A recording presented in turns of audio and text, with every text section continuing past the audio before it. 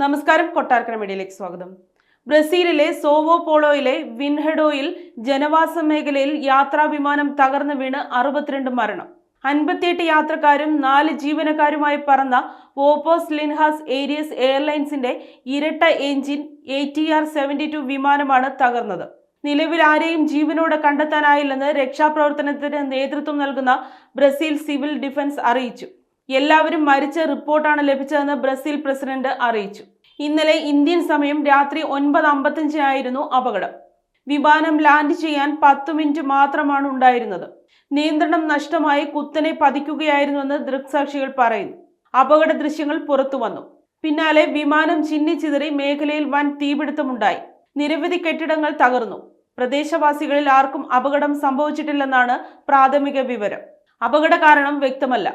പരാന സംസ്ഥാനത്തെ കാസ്കാവലിൽ നിന്ന് സാവോ പോളോയിലെ ഗ്യാരുലോസ് അന്താരാഷ്ട്ര വിമാനത്താവളത്തിലേക്ക് പുറപ്പെട്ടതായിരുന്നു വിമാനം. വിമാനത്തിന് 14 വർഷം പഴക്കമുണ്ടെന്നാണ് റിപ്പോർട്ട്. സംഭവത്തിൽ ബ്രസീലിയൻ അധികൃതർ അന്വേഷണം ആരംഭിച്ചു.